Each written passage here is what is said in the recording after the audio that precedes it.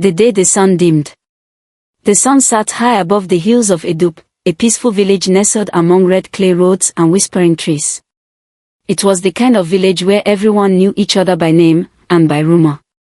Colorful fabrics danced on washing lines, and the scent of pepper soup curled from open kitchen windows. Life moved slowly, as if the earth itself had learned patience. In the heart of Edup lived Obesainoji, a schoolteacher known for his gentle ways and his deep voice that could both silence a rowdy classroom and soothe a crying child. A widower for 5 years, Obesai had raised his daughter Zina alone. Zina was everything to him. 10 years old and bursting with wonder, she had her mother's laugh and Obesai's big, curious eyes. She painted on everything, walls, paper, her schoolbooks, and sometimes, even on the dog. Each morning, before school, Obesai would walk her to the dusty gate, lunchbox swinging from her hand, braids bouncing, and say, "Draw the world as you want it to be, my star." And Zina always answered, "I already am, Papa." They were more than father and daughter. They were each other's universe. The unthinkable day. It was a Tuesday, hot and dry. The kind of day when lizards barely moved and even the trees refused to sway. Obesai was grading assignments under a mango tree behind the school when he heard the commotion. Shouting. Running. Panic. He dropped everything and raced toward the playground. When he arrived, teachers were gathered around the small, still figure. Zina.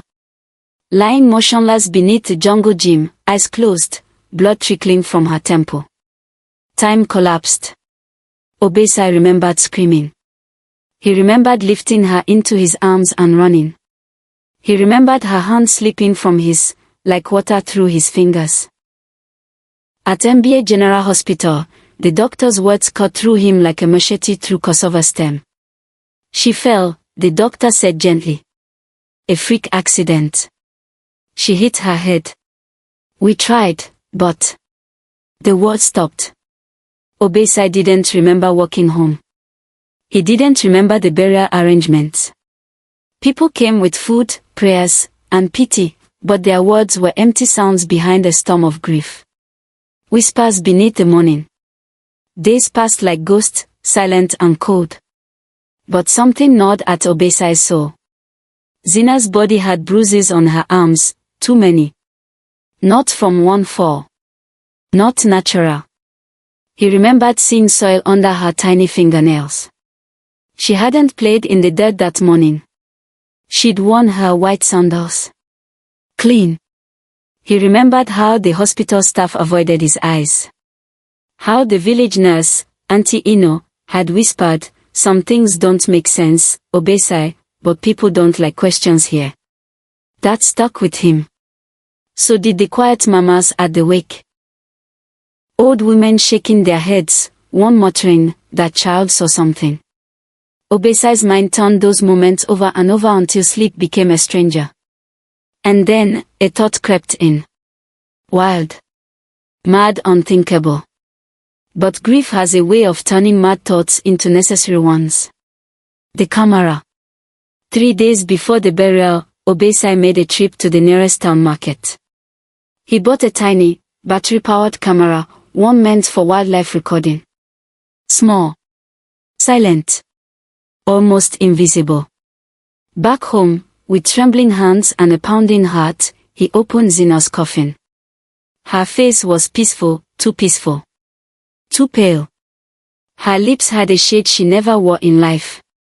"Forgive me, my star," he whispered as he gently tucked the camera into the soft lining above her head. "I must know the truth." He sealed the coffin and wiped his tears. That night, he connected the live feed to his old laptop. The screen was pitch black. Nothing but the silence of a coffin 6 feet deep. But Obesai stared into that darkness like a man watching the edge of a storm. He knew something wasn't right. And he wasn't about to bury his questions with her, whispers in the earth. The screen glowed like a lonely star in the darkness of Obesai's home. Every night, he sat in the same chair, eyes fixed on the feed from the hidden camera. The inside of Zina's coffin remained still, black, and silent. At first, he questioned himself. Was this madness? Was grief turning his mind inside out?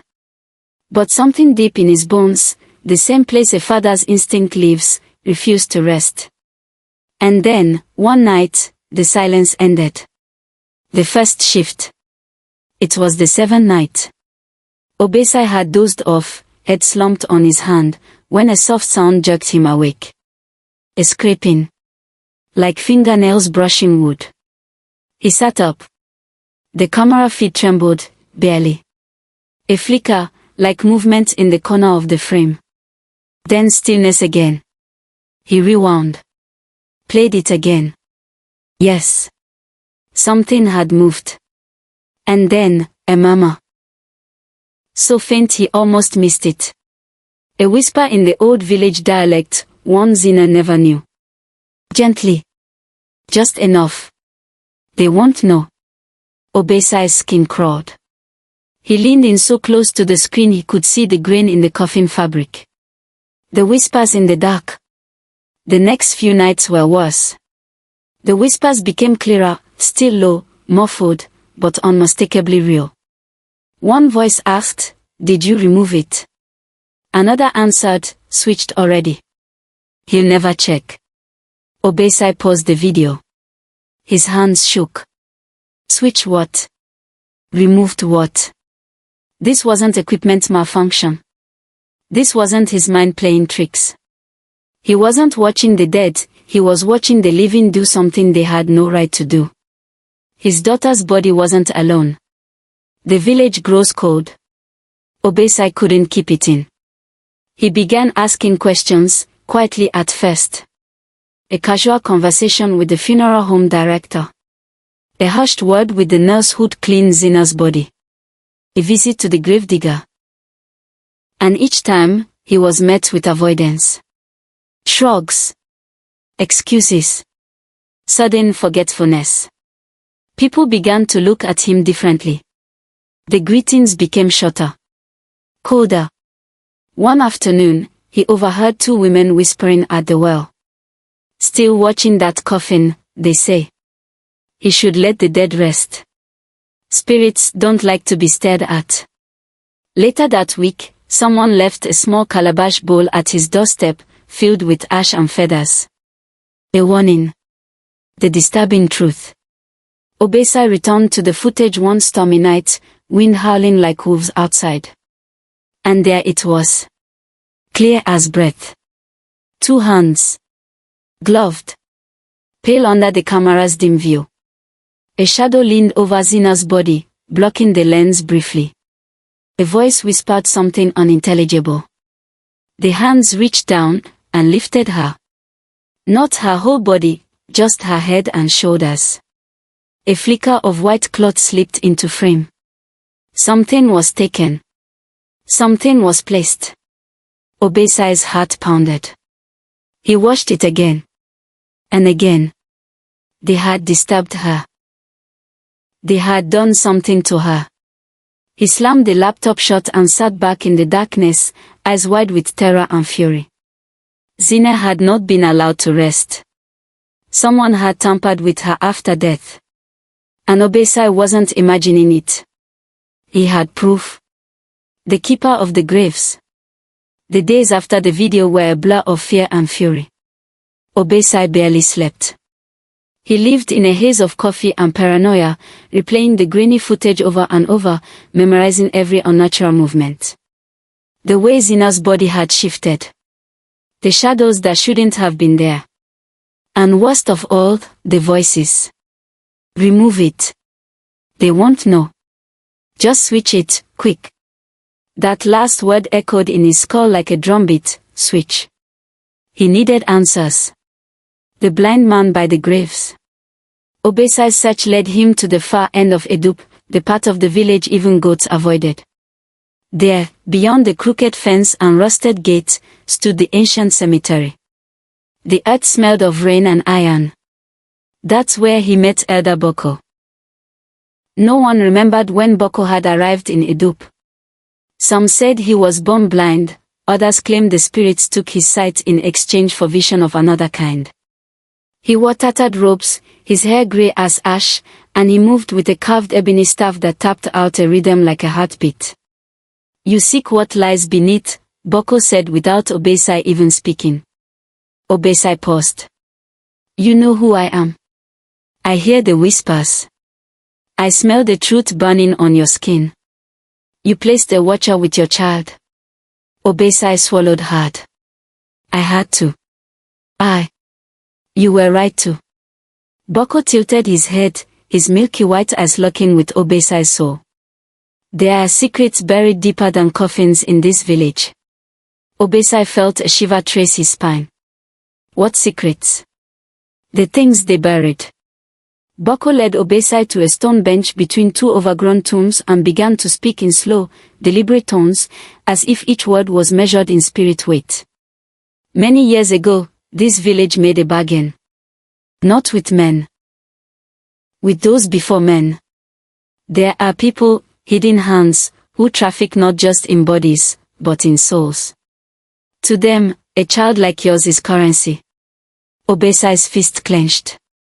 "Currency for what?" "Harvest. Power. Protection. Depends who's paying." Boko leaned closer. "They remove organs to sell, sometimes while the child still breathes. Others, they believe that switching souls, transferring them into empty vessels, grants life beyond death." Obesai stared at him in disbelief. "You're saying, they steal the souls of children?" "They try," Boko whispered. "Not every soul lets go so easily. The village reacts." Word of Obesai's quiet questions began to spread like dry season fire. The stares on the street grew colder. Children were pulled indoors when he passed. One night, Obesai returned home to find his front door smashed, his daughter's paintings torn from the walls. Paint scrawled across his kitchen read, "Let the dead rest." He called his sister, Yemi. Yemi was no stranger to exposing darkness. A journalist in the capital city, she wore her courage like armor and sarcasm like a shield. She arrived the next morning, eyes blazing and pen already moving. "You were right to call me," she said, hugging him tightly. "This smells rotten from 6 villages away." They watched the footage together. Yemi said nothing for a long time. Then she closed the laptop, her jaw tight. "We are exhuming her." Blocked at every turn. The next week was a blur of paperwork, calls, meetings, and shutdowns. The hospital denied any wrongdoing. The funeral home insisted everything was standard procedure. The village council claimed Obesai was disrupting ancestral peace. One elder even accused him of cursing the land by planting machinized with the dead. "You're not just up against corruption," Yemi said one night as they sipped bitter tea. "You're up against beliefs. They'd rather bury the truth than disturb their myths." Obesai looked at her with tired, hollow eyes. "Then we dig harder." But the paperwork was denied. The court rejected the request, citing lack of evidence and community unrest. And just like that, the gate to justice was slammed shut. A flicker of hope. As Obesai sat on the same bench where Zina once painted a treehouse that never got built, Elder Boko returned, silent as a shadow. "She visits me now," Boko said, tapping the side of his temple. "Your daughter. Her spirit is restless. She's waiting for you to finish what you started." Obesai looked up, breath catching. "How do I finish it, Boko?" The elder bent low and whispered, "By lighting the path. Even if it burns." The spirit that wouldn't sleep. Obesai hadn't slept properly in days. When he closed his eyes, he didn't find rest, he found Zina. But these weren't normal dreams. They felt real. Too real. The first one came like a soft knock on the door of his mind.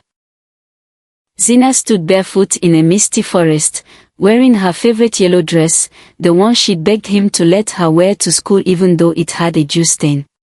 Her eyes were sad, But her smile was still that of the little girl who once believed she could draw the moon if she had enough paper. "Papa," she said, "they took the wrong part of me." Obesai tried to run to her, but his feet sank into the dream soil. She pointed toward a crooked tree, its bark shaped like reaching fingers. At its base sat a book, leather-bound and stained. Then Obesai woke up, drenched in sweat, the faint sound of her voice still ringing in his ears. The journal. The next day, Obesai turned his house upside down. Drawers. Boxes. Even behind the fridge, which hadn't seen daylight since 1999. Finally, in Zina's old school bag, stuffed behind a shelf, he found it. A journal. Tiny doodles covered the cover, stars, smiling suns, and little cats with sunglasses. But inside, the pages told a different story. Zina had written about a man with dark skin, kind eyes, and a necklace shaped like a crow. He works at the funeral place. He smiles too much. He smells like medicine and ash. When I draw, he watches. But not with his eyes, he watches like he's waiting. The man with the crow necklace scares me. Obesai's blood ran cold. He remembered seeing that necklace before.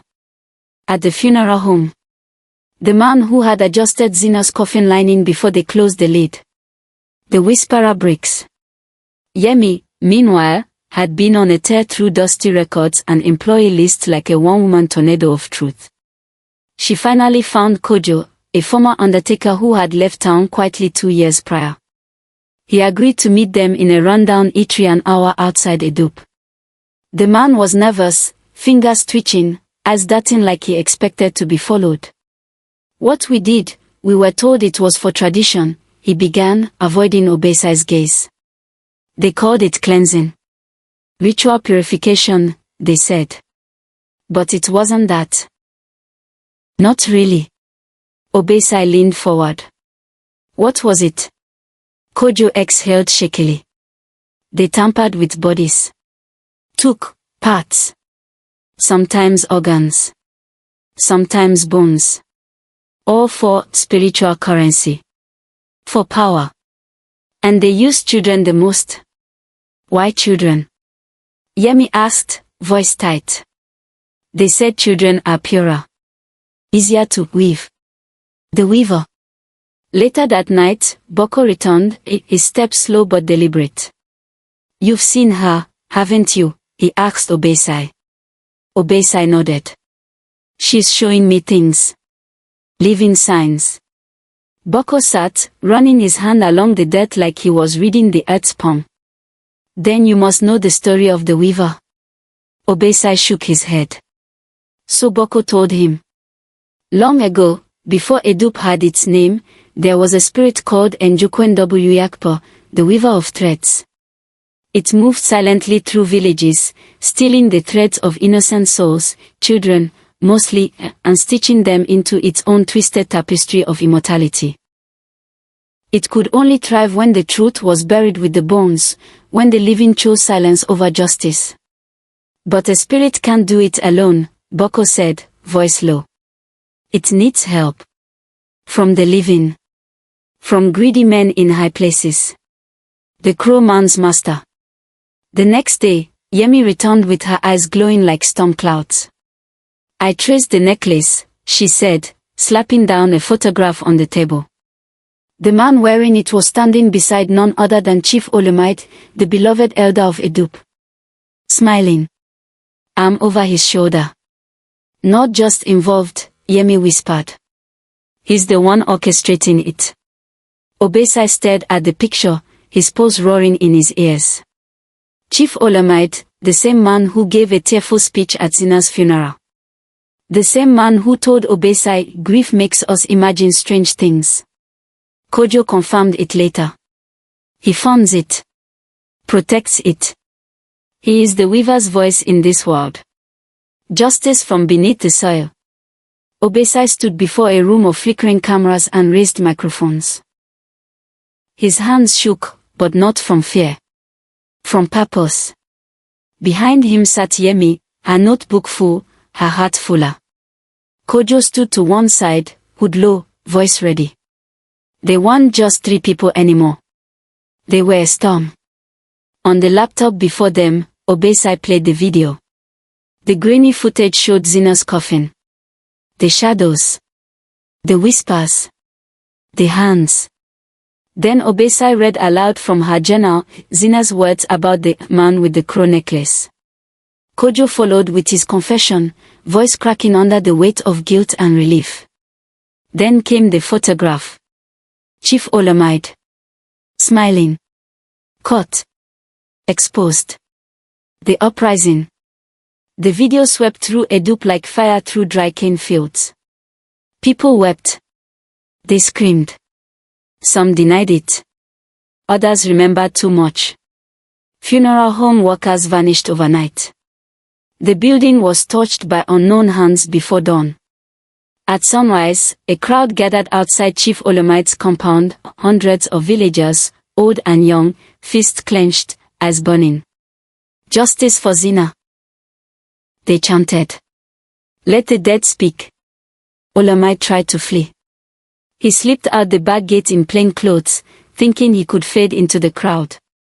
But the people saw. They grabbed him. They dragged him to the square, not with violence, but with truth.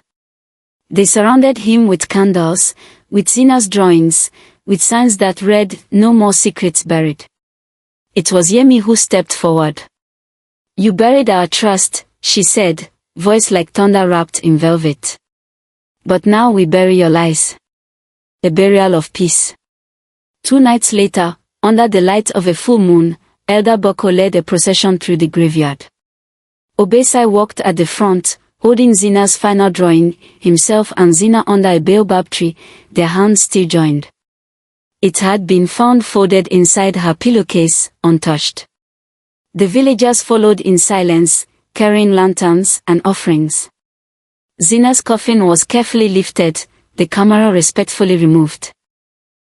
Boko knelt beside the open grave, whispering in a tongue older than Edup itself. He scattered ash, crushed kola nut, and white chalk across the soil. "Her spirit was stolen," he said, his blind eyes lifted to the stars, "but tonight, we guide her home." Obesai gently placed the drawing into her coffin, alongside a necklace made of river beads. Then, he whispered, "Go, my star. Draw the skies." The earth received her again, but this time, in peace. Final goodbye. That night, Obesai dreamed again. He stood beneath a massive baobab tree, its branches stretching wide like arms ready to hug the heavens. Xena was there. She was barefoot, her yellow dress fluttering. She held a sketchbook in one hand, a crayon in the other. "You did it, Papa," she said. Obesai's eyes filled. "I didn't protect you in time. But you protected the others," she smiled. "That's what heroes do." Then she turned and walked toward the horizon. The sky shimmered with golden light. She paused, looking back with a wink. "I'm gonna draw new stars now." And then she was gone. Legacy lives on. Months passed. Yemi published the full story under the title, The Spirit That Wouldn't Sleep. It became a national bestseller, opening floodgates of buried stories from other villages. Obesai founded the Xena Foundation, an organization devoted to child protection, funeral regulation, and giving voice to the silenced. The village of Edup changed, too. Slowly. With scars, but also with healing. And every year, under the baobab tree behind the school, children gather to draw. They sketch suns and moons and stars, and one little girl with braids and a yellow dress, holding hands with her father. They call her Xena the Brave. And they remember. The end crescent moon.